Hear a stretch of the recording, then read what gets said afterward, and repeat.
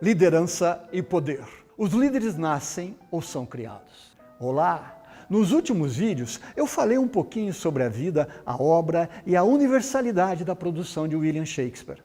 Falamos também sobre como utilizar o material Shakespeare Vive nas escolas. Neste e nos próximos vídeos, nós vamos mostrar para vocês como desenvolver atividades em sala de aula a partir de temas presentes nas principais obras do poeta inglês. Vale lembrar que a sequência apresentada aqui pode ser utilizada em diferentes disciplinas dos ensinos Fundamental 2 e Médio, e não se restringem somente às aulas de língua inglesa e teatro, como é comum que se pense. Para começar nosso mergulho no universo de Shakespeare, vamos falar de dois assuntos que perpassam toda a sua obra: liderança e poder.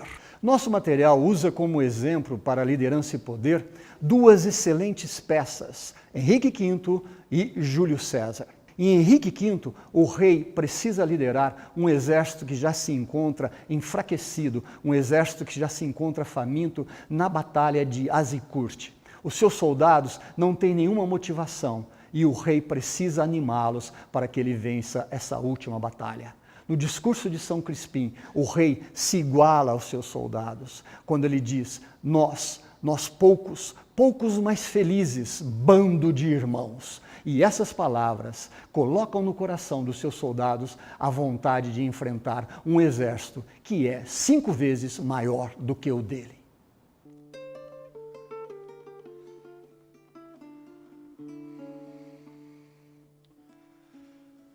Se tivesse pelo menos 10 mil dos homens que estão deitados agora na Inglaterra. Quem deseja isso? Meu primo, Westmoreland? Não, meu justo primo. Se estamos marcados para morrer, já é perda suficiente para o nosso país. E se vamos viver, quanto menos formos, maior será a glória de cada um. Se essa é a vontade de Deus, não desejeis mais nenhum homem. E declaro, Westmoreland, a todo o meu exército, que aquele que não tiver coragem de lutar pode retirar-se. Terá o seu passaporte e algum dinheiro para a viagem. Não queremos morrer perto de quem tem medo de morrer ao nosso lado. Hoje é dia de São Crispim, e aquele que sobreviver a esse dia ficará na ponta dos pés quando falarem desta data, e o nome de São Crispim o despertará. Aquele que vir esse dia e chegar à velhice, anualmente, na vigília desta data, falará a seus vizinhos: amanhã é dia de São Crispim. Então, erguerá as mangas, mostrará as cicatrizes e dirá: estas feridas eu recebi no dia de São Crispim. Os velhos esquecem, é verdade, mas aquele que tudo tiver esquecido lembrará dos seus feitos neste dia, e os nossos nomes serão então vivamente lembrados ao erguer das taças. O bom homem ensinará a seus filhos a nossa história, e o dia de São Crispim passará de hoje, até o final dos tempos, a ser associado à nossa lembrança de nós, poucos mais felizes, de nosso bando de irmãos, pois aquele que verter o seu sangue comigo hoje será meu irmão. Por mais vil que seja, este ato irá enobrecê-lo. E os homens que dormem agora na Inglaterra amaldiçoar-se-ão por não estarem aqui conosco e menosprezarão sua própria nobreza ao ouvirem falar de alguém que lutou conosco no dia de São Crispim. Os líderes nascem ou são criados? São objetivos dessa sequência de atividades investigar as qualidades da boa liderança e oratória, tanto nas peças de Shakespeare quanto nos exemplos modernos. Ler, apresentar e discutir as falas, cenas e discursos das peças de Shakespeare. As relações extracurriculares abrangem as áreas de inglês, teatro, cidadania e política. As competências e perspectivas de cidadania são a comunicação, a colaboração, a criatividade e o pensamento crítico. Para essa sequência didática, você vai precisar de espaço amplo para o trabalho prático, grandes folhas de papel e canetas, acesso à internet, câmeras digitais, cópias da peça e trechos do discurso de Barack Obama. Do que é feito um líder? Se pensarmos em imperadores, generais, políticos e outras figuras de destaque do passado e do presente, quais são as características que eles têm em comum? Como nos ensina a saudosa Bárbara Heliodora, grande estudiosa da obra de Shakespeare, a preocupação do dramaturgo com a natureza do governante é uma constante em sua obra, como podemos ver em peças como Tito Andrônico, A Comédia dos Erros e A Tempestade. Segundo Heliodora, a definição de Shakespeare é clara. O bom governante é aquele que subordina seus interesses pessoais aos dos governados. O mau governante é pura e simplesmente aquele que deseja o poder para benefício próprio. Será que nós concordaríamos com Shakespeare hoje? O objetivo principal dessa sequência é investigar, a partir de falas e cenas das peças, como as qualidades de um bom líder se apresentam nos versos do poeta. Propomos também a observação dos recursos de oratória usados pelas personagens em posição de liderança. Para sensibilizar os alunos a respeito dessas questões, você pode iniciar a sequência com uma série de perguntas disparadoras. Qual impacto um líder tem sobre você? Como você se comporta perto de um líder? Como você cumprimentaria o diretor da escola ou o chefe de governo se um deles entrasse aqui agora nessa sala?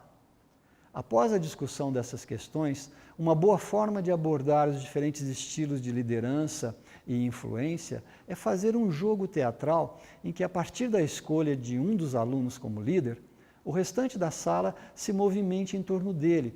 O papel do líder é reagir a esses movimentos.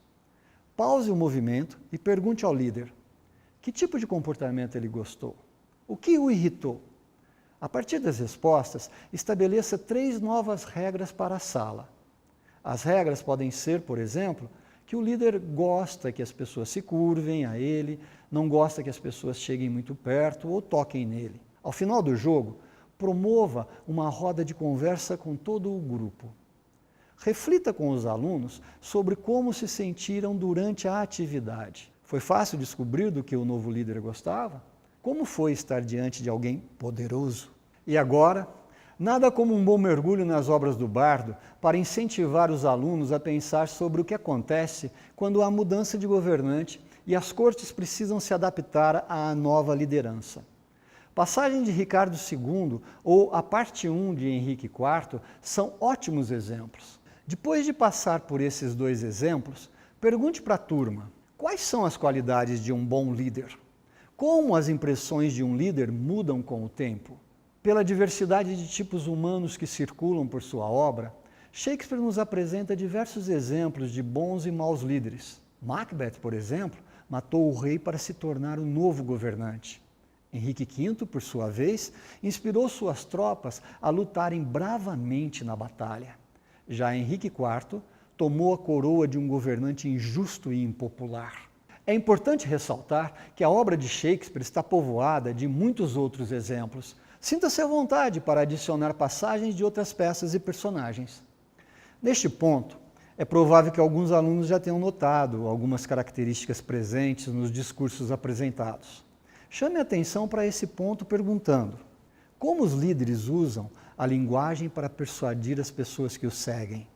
Algumas das técnicas de retórica mais comuns são as repetições e as perguntas. O Henrique V, ao incitar seus soldados para uma importante batalha, diz: uma vez mais para a brecha, queridos amigos, uma vez mais, ou tapemos as muralhas com os nossos cadáveres ingleses. E Brutus justifica perante os romanos a morte de César. Preferiríeis que César vivesse e morresseis todos escravos? Ou que César morresse e vivesseis todos livres? E hoje, o cuidado com a retórica ainda é importante? Poderíamos reconhecer nos discursos de grandes líderes contemporâneos as técnicas usadas pelos personagens de Shakespeare? E mais, quais tipos de relações podemos estabelecer entre discursos e política? Temos aqui um prato cheio para ser trabalhado nas aulas de língua portuguesa de geografia e história. Os professores dessas disciplinas podem trabalhar juntos na análise de discurso de líderes da história recente, como Martin Luther King, Nelson Mandela, Getúlio Vargas e Winston Churchill.